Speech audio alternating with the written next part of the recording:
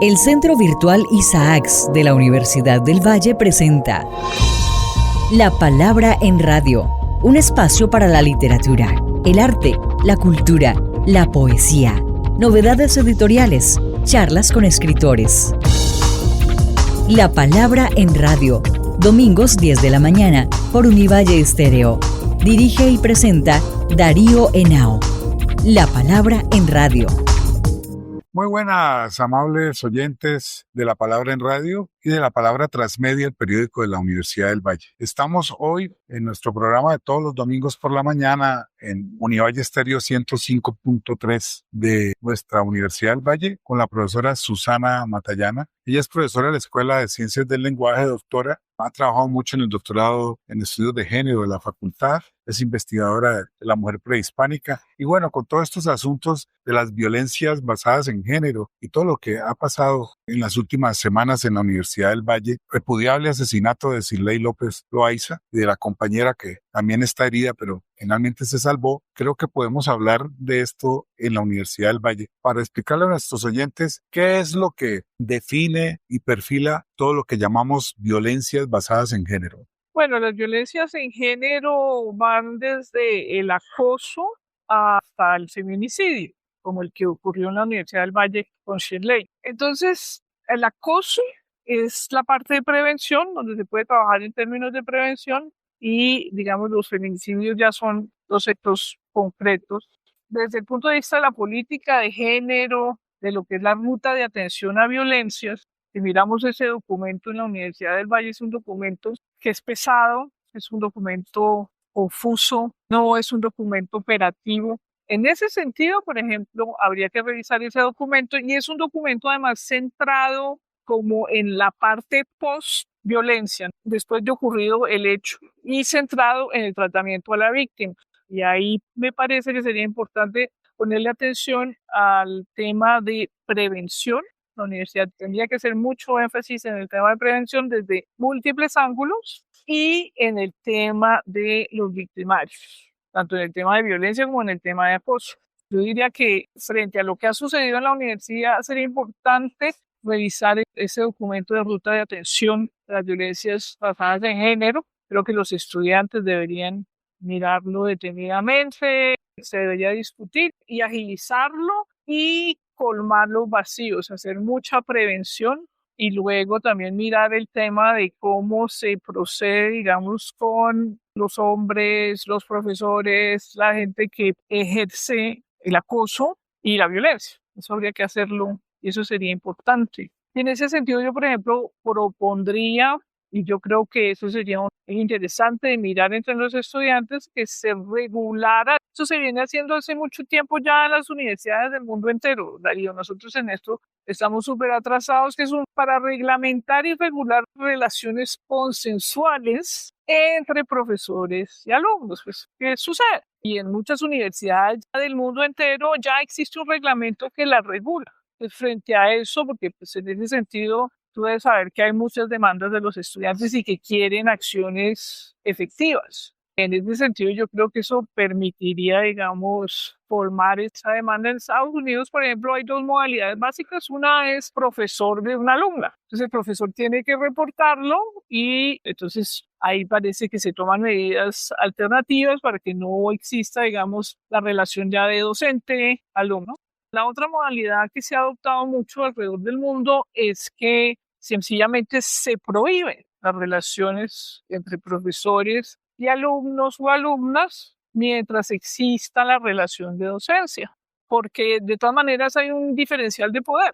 Lo hiciste en tu presentación, sí, entonces, muy claro. Eso, digamos, ha hecho curso y yo creo que eso permite regular esas relaciones y evitar muchas demandas por parte de los alumnos, bueno, todas las molestias que existen en este momento en la universidad. Ahora, eso no tiene por qué, los estudiantes tendrían que entender que eso no es un reglamento que se va a aplicar retroactivamente. Es un acuerdo al cual debe llegar la comunidad universitaria y ya todo profesor sabe que se ciñe por un código de conducta interna. Eso a mí me parece que sería un paso hacia adelante, un paso para concretar y aterrizar la política de género, digamos, en el territorio, en la universidad, en los campus, El tema de infraestructura es un tema importante. Nosotros desde el Centro de Género en el 2017 hicimos una cartografía social de la universidad. Trabajamos con unos geógrafos, utilizamos los conceptos de topofilia y topofobia. Si le preguntamos a la gente en qué lugares se sentían seguros y en qué lugares no se sentían seguros, y de acuerdo a qué modalidades de acoso se daban en distintos espacios de la universidad. Y efectivamente pudimos hacer un mapa que incluso se podría dibujar a nivel de mapa, digamos, donde suceden los acosos, el acoso, digamos, físico, el manoseo, el acoso psicológico. Esa investigación arroja unos resultados muy interesantes. Sí, yo vi en tu presentación el tema de la topofilia y los lugares. ¿Cuáles lugares en particular crees que son donde más se da este problema? Hay lugares que se identificaron claramente como espacios altamente masculinizados porque transitan mayoría de hombres, que son, por ejemplo, todo lo que es el CDU, deportes, ingenierías, ciencias. Y esos lugares coincidencialmente coinciden que son espacios altamente masculinizados y son espacios donde hay mucha percepción de acoso físico. En los salones de clase, por ejemplo, es más el tema de acoso psicológico, y ya viene por parte, digamos, de profesores. Entonces pudimos identificar todos estos espacios. El estudio nos permitió, por ejemplo, identificar que la universidad, el campus de Meléndez y el campus San Fernando solamente tienen como un 10% de topofilia, es decir, donde la gente se siente a salvo, acogida, ¿cierto? Contenida, bueno, etcétera. Y el 90% de la universidad se percibe como altamente insegura. Y sus alrededores también, sobre todo en San Fernando. Entonces, una de las cosas que salta a la vista, por ejemplo, tendría que haber mucha iluminación. Hay un reclamo generalizado en la universidad por la iluminación. Es un campus que salga a 9, 10 de la noche, sale a sus... No, a uno le da susto. Y viendo las rutas o la política de género, que tú hiciste parte con la profesora Albanovia trabajando la política de género que se adoptó casi ya hace varios años, obviamente es concretarla y desarrollarla. Hay una ruta de atención, pero quiero que hagas un comentario de por qué esa ruta, dijéramos, tiene que avanzar, mejorarse, ajustarse y darle como más carne, más atención con profesionales, con apoyos técnicos de todo tipo, que es lo que tú estás planteando, por ejemplo, con la prevención, para que hablemos un poco de eso que es las rutas de atención contra las violencias de género en la Universidad del Valle. Sí, yo creo que pues, habría que hablar de la ruta como tal, pero también como de una estrategia generalizada institucional que de alguna manera empiece a bombardear la comunidad. Y por comunidad entiendo todo el mundo, profesores, administrativos, estudiantes, con el tema, porque el debate además hay que ponerlo en la mesa porque el debate realmente no se ha dado, ¿cierto? De acuerdo. Pero entonces, por ejemplo, eso va desde, digamos, crear talleres, yo los llamo de educación sentimental, porque la educación sentimental tiene que hacerse. Nosotros somos un país que se educa sentimentalmente o emocionalmente viendo telenovelas y nos repiten la misma telenovela, y es exactamente el mismo guión de relacionamiento entre hombres y mujeres. Reproduciendo. Exacto. Entonces a los pelados hay que mostrarles que hay otras valores. formas de reaccionar frente a un rechazo. Si no le tiene que pegar un tiro ni matar a la compañera, que hay otras formas, que hay otras alternativas que se pueden aprender. Eso sería importante. En ese sentido, digamos, montar talleres que se dicten y que circulen por las facultades, que se les lleven a los cursos a los pelados, también cursos disciplinarios especializados que los chinos puedan tener. Lo mismo para empleados, para profesores, desde allí. Ya la ruta como tal de atención,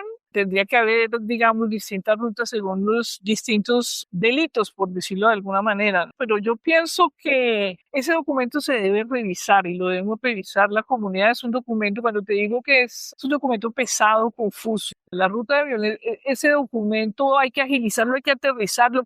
Si hay responsables, bueno, que el cargo exista, que efectivamente opere. Y yo pienso que habría que hacer mucho a nivel de prevención.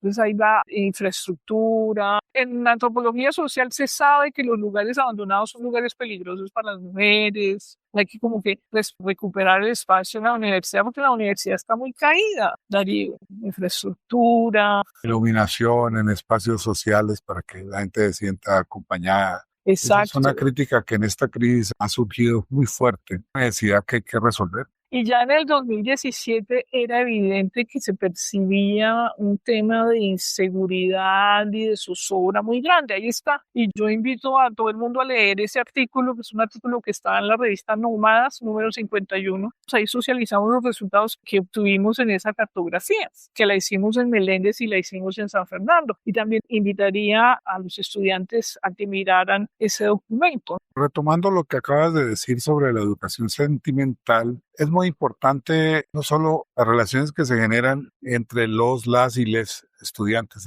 La universidad tiene un programa de diversidad, pero ahí hay que avanzar muchísimo. Y realmente buena parte de los problemas se dan es más ahí. El otro, que también es grave, lo hemos tenido en algunos casos, es entre profesores y estudiantes, que has mencionado el ejemplo, por ejemplo, de los Estados Unidos, que también hay que reglamentar clarísimo. Estados Unidos y Europa, cuando usted se vincula como profesor, lo hacen firmar ese acuerdo. Se va a ceñir por un código de conducta. Se prohíben las relaciones con los estudiantes. Exacto. Y es más, cuando las hay, el profesor tiene que hacerlo explícito, al recuerdo con la familia y explicar. Eso es bien complicado. Una de mis viajes a Estados Unidos, el profesor colombiano se casó con una de sus estudiantes y me contó todo el trámite que tuvo que hacer para poder justificar su relación como profesor con esa estudiante. Ese es un tema, pero el otro es entre los estudiantes, que ahí es donde hay que hacer un trabajo intenso. Sí, ahí es un trabajo cultural y yo creo que eso se puede hacer desde talleres, también debería, digamos, lo que es la atención psicológica,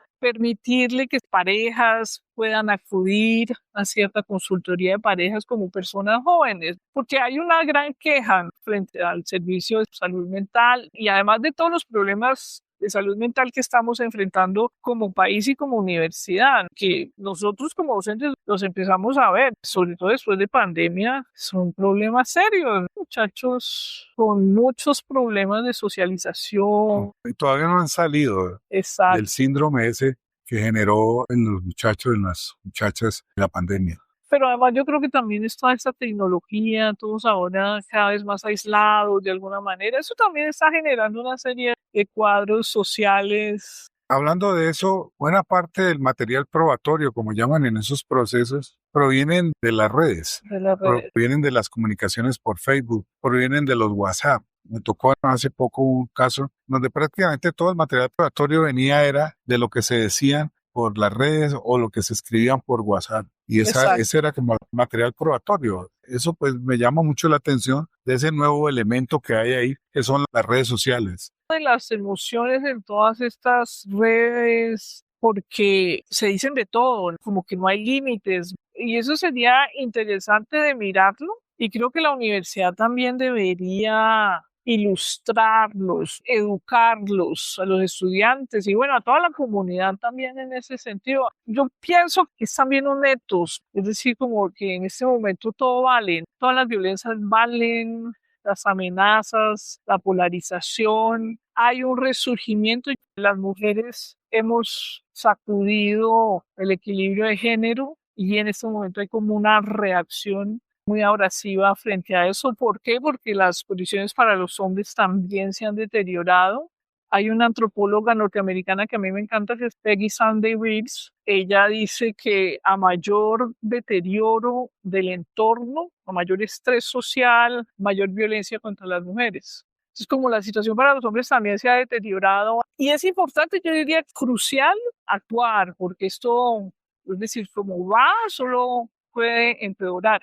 Fíjate que nosotros, en una charla que tuvimos hace poco, la gente decía, no, es que regresamos de pandemia y no se hizo nada y seguimos como veníamos antes. Entonces yo creo que sí es urgente tomar medidas concretas, realmente es tener voluntad de dar el debate y de aterrizar la equidad de género en la universidad, en el territorio, con acciones concretas frente a las demandas de los estudiantes que tienen que ver con una infraestructura mucho más acogedora y segura, que propicie, digamos, un tejido seguro, acogedor.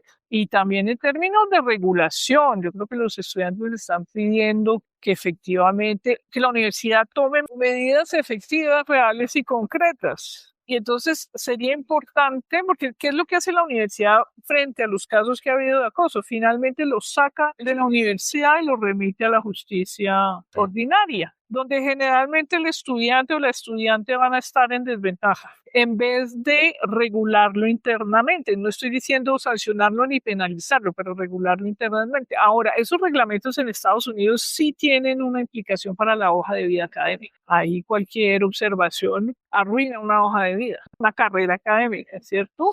Pero esa es, digamos, la única sanción. O sea, no es penal, pero regula, y yo creo que hace justicia, porque entonces el estudiante está protegido también. Y también está blindado el profesor, de alguna manera. Hay un sentimiento generalizado en esta situación que despertó el asesinato de la estudiante Palmira Sile López Loaiza, y es el tema de que los estudiantes están muy indignados, hay que escucharlos, hay que darle la voz y empezar a construir con ellos todas estas medidas, porque lo que dicen es que la universidad no ha cumplido las medidas, que no se han tomado los correctivos, que son laxos, todo lo que he escuchado en todos estos días en las asambleas. La pregunta va en que, ¿cuál es tu balance de conjunto frente a esto que está pasando en la universidad y la salida que tú propones, digamos, a este conjunto de problemas, sobre todo por lo que están vinculadas a las violencias basadas en género? Sí, cuando arrancamos a elaborar la política de género, a mí me correspondió hacer el estado del arte.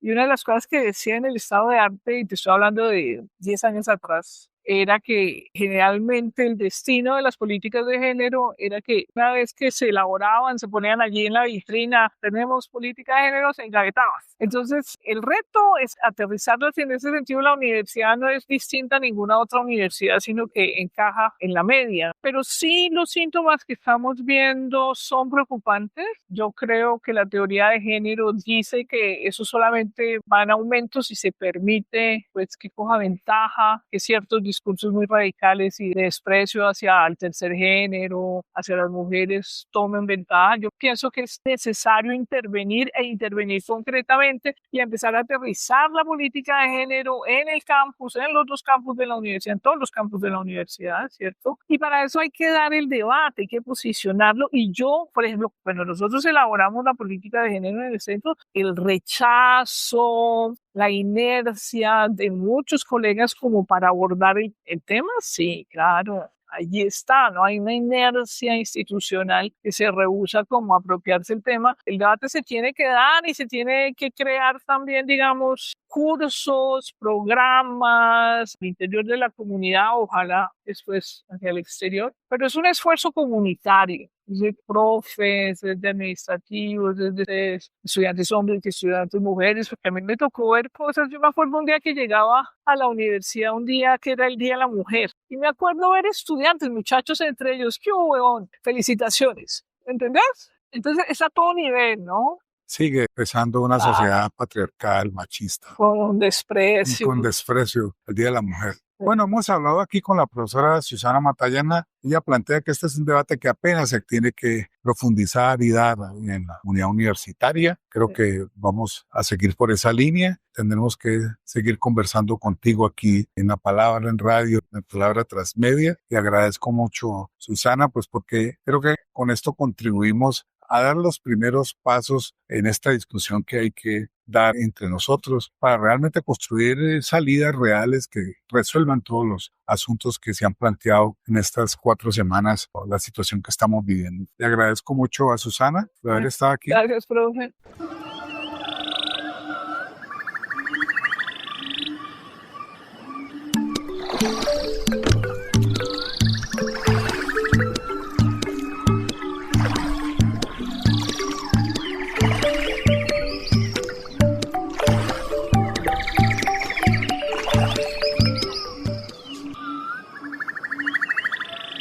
Escuchan el álbum de Fela Kuti, Coffin for Head State, Ataúd para Jefa de Estado, con el ritmo del Afrobeat. Este álbum es una respuesta profundamente personal y política al asesinato de la madre de Fela Kuti, Funmilayo Ramsome Kuti, una histórica activista anticolonial y feminista, quien murió tras ser arrojada por una ventana durante una brutal redada militar en el Calcuta Republic en 1977, un espacio político, artístico y contracultural. Fela lo declaró como un estado independiente frente al gobierno nigeriano con su propia constitución simbólica. Allí vivía con su banda África 70, su familia, sus parejas y una comunidad de artistas y activistas. Un espacio de libre pensamiento de espiritualidad africana con crítica al colonialismo y experimentación musical radical. En este álbum, Coffin for Head State, Fela narra cómo llevó el ataúd de su madre directamente a la residencia del entonces jefe de Estado, Olusegun Obasanjo, como un acto de confrontación poética y ritual denuncia de la brutalidad del Estado y la corrupción de los líderes que utilizan la fe como una fachada mientras asesinan al pueblo. Coffin for Head State musicalmente está lleno de tensión con una estructura extensa y repetitiva que sostiene la furia contenida.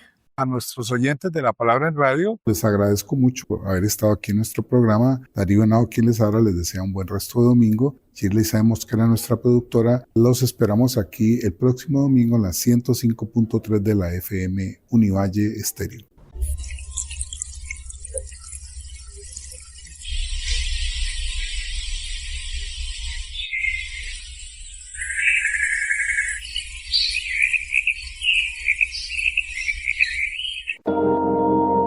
El Centro Virtual Isaacs de la Universidad del Valle presenta La Palabra en Radio, un espacio para la literatura, el arte, la cultura, la poesía, novedades editoriales, charlas con escritores.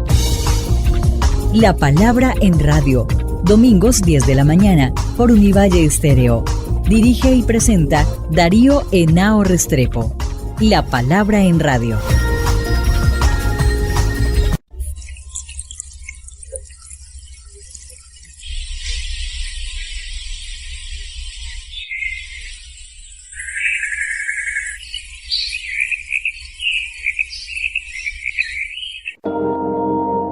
El Centro Virtual Isaacs de la Universidad del Valle presenta La Palabra en Radio, un espacio para la literatura, el arte, la cultura, la poesía, novedades editoriales, charlas con escritores.